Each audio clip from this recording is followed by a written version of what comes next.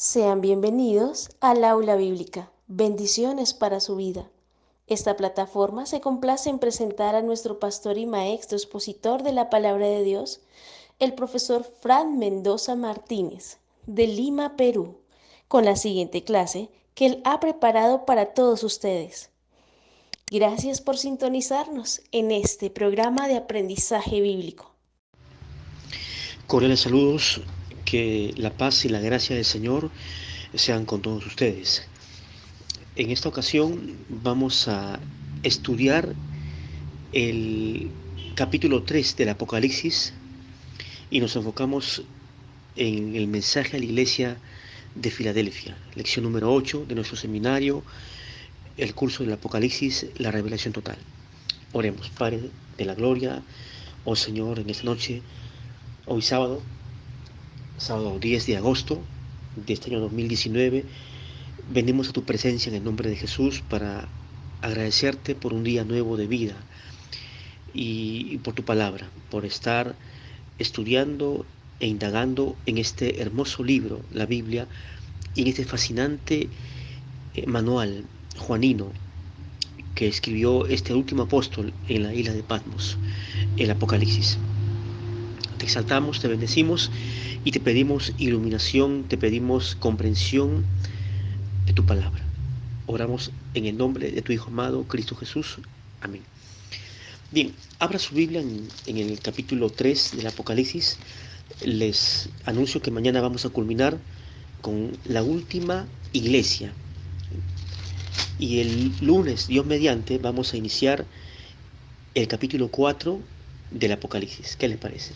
Hemos avanzado ya buena parte. Hemos estudiado el capítulo 1. Asimismo hemos estudiado el capítulo 2. Y estamos ya prepararnos para terminar este capítulo 3, el mensaje a Filadelfia. Vamos a leer a partir del versículo 7, capítulo 3, versículo 7. Escribe al ángel de la iglesia en Filadelfia. Esto dice el santo, el verdadero, el que tiene la llave de David, el que abre y ninguno cierra, y cierra y ninguno abre. Ahí les muestro en la pantalla la estructura sinóptica acostumbrada que durante estas lecciones de estas 7 congregaciones les he estado impartiendo. El cuadro sinóptico del mensaje de la iglesia de Filadelfia. Tenemos ahí la llave de color azul y 3 subllaves. La primera subllave, el elogio del Señor, versículo 8.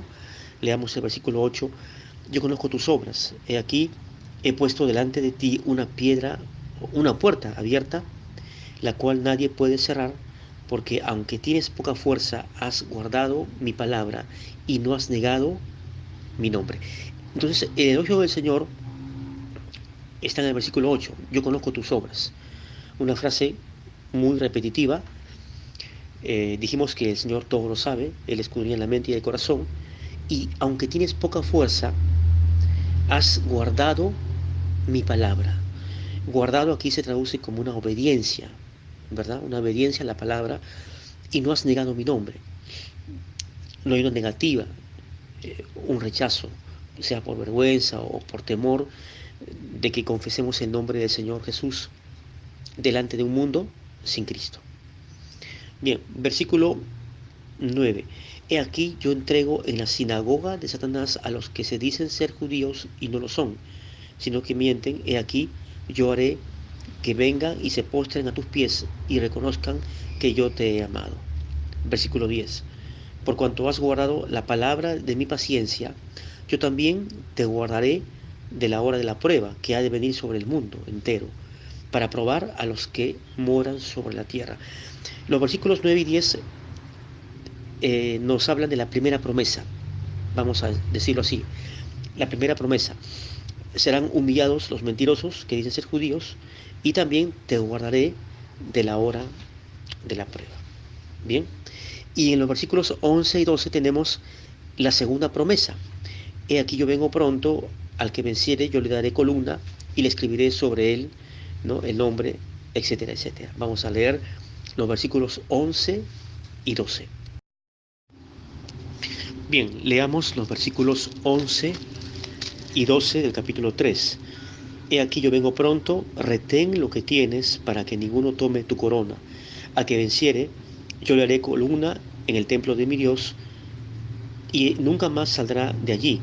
Y escribiré su nombre sobre él, el nombre de mi Dios y el nombre de la ciudad de mi Dios, la nueva Jerusalén, la cual desciende del cielo de mi Dios y mi nombre nuevo. Versículo 13, el que tiene oído, oiga lo que el Espíritu dice a las iglesias. En nuestro gráfico primero tenemos entonces en los versículos 11 y 12 la segunda promesa y el llamado de atención muy típico en el versículo 13, el que tiene oído, que oiga. Esta es una exhortación a aplicar la audición de nuestra atención, de nuestra mente abierta, de nuestro intelecto en la comprensión muy abierta, muy receptiva del mensaje de estas 7 iglesias, pero sobre todas las cosas, el que tiene oído, oiga lo que el Señor nos expresa a través de este libro del Apocalipsis. La revelación total. ¿Por qué? Porque la Biblia nos presenta una revelación progresiva en las escrituras veterotestamentarias. Y el último libro de Daniel, perdón, del Apocalipsis, nos muestra claramente y de forma contundente la revelación absoluta, plena, total. Daniel es el Apocalipsis del Antiguo Testamento, ¿cierto? Correcto. Entonces, en nuestro segundo gráfico, ahí pueden observarlo, asimismo ustedes en la pantalla, tenemos el diagnóstico espiritual a Filadelfia. El diagnóstico espiritual de Filadelfia. ¿Por qué diagnóstico? Porque Jesús es el médico de los médicos. Y él efectúa una radiografía, podríamos decirlo, eh, un examen, un diagnóstico, no del cuerpo del hombre, del ser humano, sino del corazón, eh, de lo interior de la iglesia que usted y yo formamos parte de este cuerpo místico de Cristo. Dentro de este diagnóstico tenemos que Filadelfia proviene del griego philos. Philos significa amor. Recordemos que filosofía es el amor a la sabiduría. Sofía significa sabiduría. Y philos, amor. Pero Filadelfia está compuesto de dos vocablos. Philos, amor, lo tiene usted ahí en el dibujo que les he confeccionado. Y Delfos, Delfos significa hermano. Entonces, esto habla de un amor fraternal. El significado de Filadelfia es amor fraternal. ¿Cuál fue el diagnóstico? Se mantuvo obediente, fue paciente y dio testimonio del nombre de Jesús y no se avergonzó de hacerlo, no se amilanó la congregación de Filadelfia de ser testigos y testigas de el nombre del Señor, de que eran seguidores, eran discípulos, de que eran cristianos. ¿Cuándo fue fundada Filadelfia? En el año 190 a.C. Y quien lo fundó fue Filadelfo Atalo II, que fue el rey de Pérgamo. Y por eso Filadelfia se deriva del nombre de su fundador, Filadelfo Atalo. ¿De acuerdo? En el versículo 7 leemos que Jesús se presenta como el santo, el verdadero, el que tiene la llave de David, el que abre y ninguno cierra, y ninguno tampoco abre. Esto habla de autoridad. Él tiene la llave de autoridad. Y cuando el Señor abre una puerta, ningún ser humano la puede cerrar. Y cuando Él cierra una puerta, no hay nadie que tenga la capacidad ni la fuerza para cerrarlo. ¿Estamos de acuerdo? Él es el santo y el verdadero. La contrapartida de Satanás es un mentiroso y es un farsante que se disfraza como ángel de luz.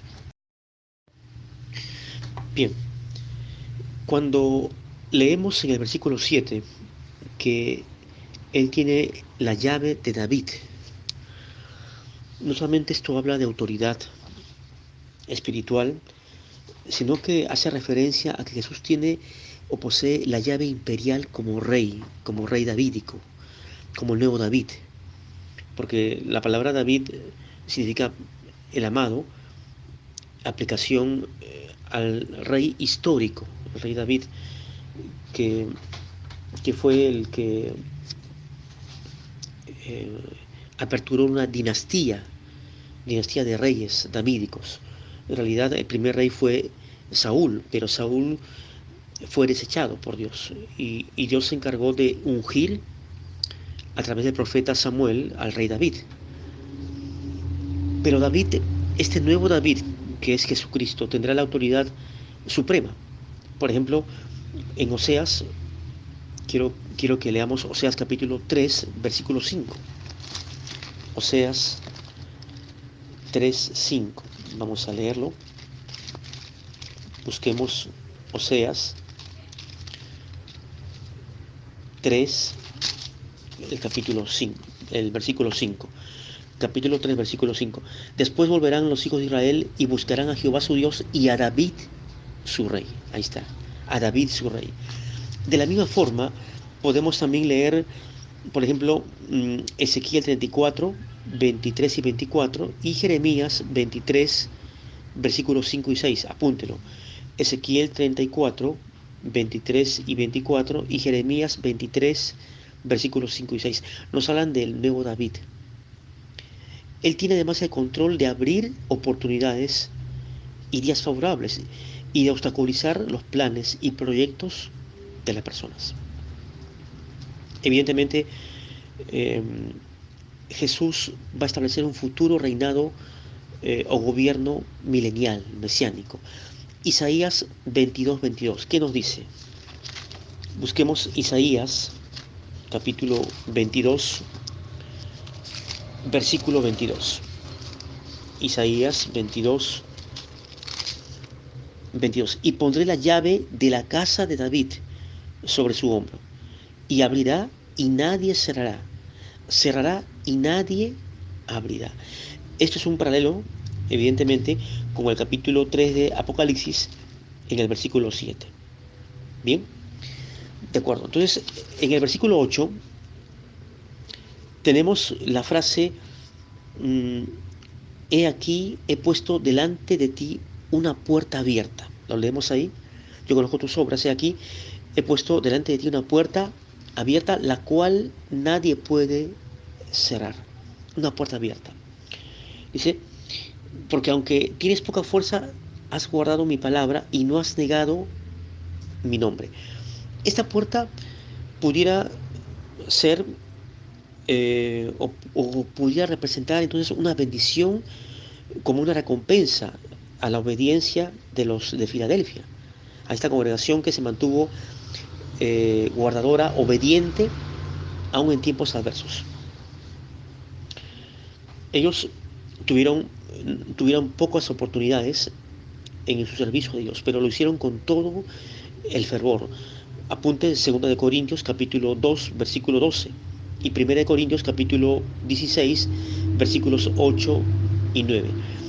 Y en Colosenses capítulo 4, vamos a Colosenses capítulo 4, versículo 3.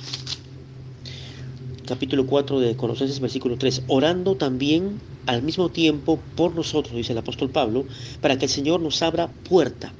Fíjese bien, nos abra puerta para la palabra, a fin de dar a conocer el misterio de Cristo, por el cual también estoy preso.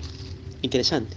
Entonces, tenemos ahí cómo reforzar el sentido y cómo entender el sentido de esas palabras, de estas expresiones que estamos estudiando en los versículos 7 y 8 del Apocalipsis. Vamos a continuar. Versículo 9. Versículo 9. He aquí yo entrego de la sinagoga de Satanás a los que se dicen ser judíos y no lo son, sino que mienten. He aquí yo haré que vengan y se postren a tus pies y reconozcan que yo te he amado. Recordemos que en la iglesia de Pérgamo, Juan habla de la sinagoga de Satanás, del trono de Satanás. Lo mismo también encontramos en Tiatira, que había una mujer histórica llamada Jezabel. Pero en Pérgamo existía el nicolaísmo y el balaísmo, ¿cierto? El balaísmo es el culto al lucro eh, a través de la predicación de la palabra como un evangelio de la prosperidad. Los decretos proféticos, los pactos monetarios y la predicación por lucro, por avaricia. Dice Pedro que muchos fraudulentos apóstoles, profetas de la prosperidad harán mercadería de vosotros con palabras fingidas. Eso es lo que hace de forma influyente el espíritu del balaísmo contemporáneo. Y también el nicolaísmo, que habla de la sucesión apostólica, de los falsos y fraudulentos apóstoles también, y los profetas. ¿Estamos de acuerdo? Muy bien. Y había un grupo que eran judíos terrenales, pero que negaban al Mesías. Ellos consideraban que Jesús no cumplía las profecías en cuanto a su ministerio y su persona. Ellos hoy por hoy están aguardando la primera venida de Cristo.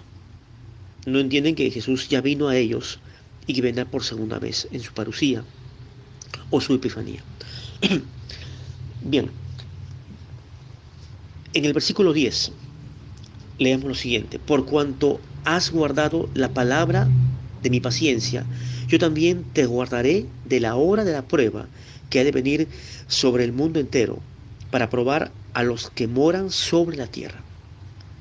Interesante. La pregunta es, la doble pregunta: ¿qué significa en este versículo 10 guardar? Y en segundo lugar, ¿qué significa la hora de la prueba? ¿Acaso será una hora breve que hace alusión a un brevísimo periodo de tiempo, puntualmente una hora literal? ¿La hora de la prueba será acaso la gran tribulación? Quiero que observemos mi siguiente esquema, mi siguiente gráfico. La pregunta: ¿la hora de la prueba será la gran tribulación? Pueden ahí observarlo. La palabra prueba en este versículo 10 del Apocalipsis capítulo 3 corresponde al griego peirazo, peirazo, en el griego prueba. ¿Qué significa? Someter a prueba, examen. Interesante, ¿verdad? Prueba significa someter a prueba o examen, peirazo. Y la palabra guardar, leemos ahí, te guardaré, ¿cierto? Te guardaré. En el griego es tereo, tereo. Y significa custodiar, preservar, vigilar, proteger.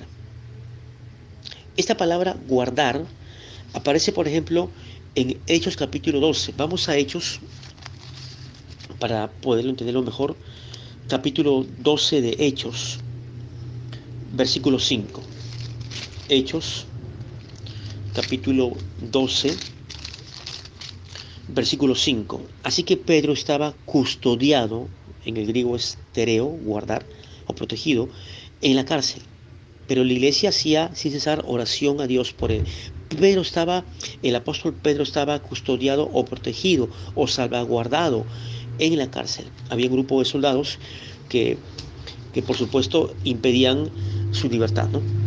También tenemos en la oración de Jesús, capítulo 17 de Juan, Juan capítulo 17. Quiero que lo lea conmigo. En el versículo 11. Juan 17, versículo 11. Y ya no estoy en el mundo, mas estos están en el mundo. Y yo voy a ti, Padre Santo. A los que me has dado, guárdalos en tu nombre. El término ahí es tereo, en el griego. Guárdalos en tu nombre, dijo Jesús. Es decir, cuídalos, presérvalos.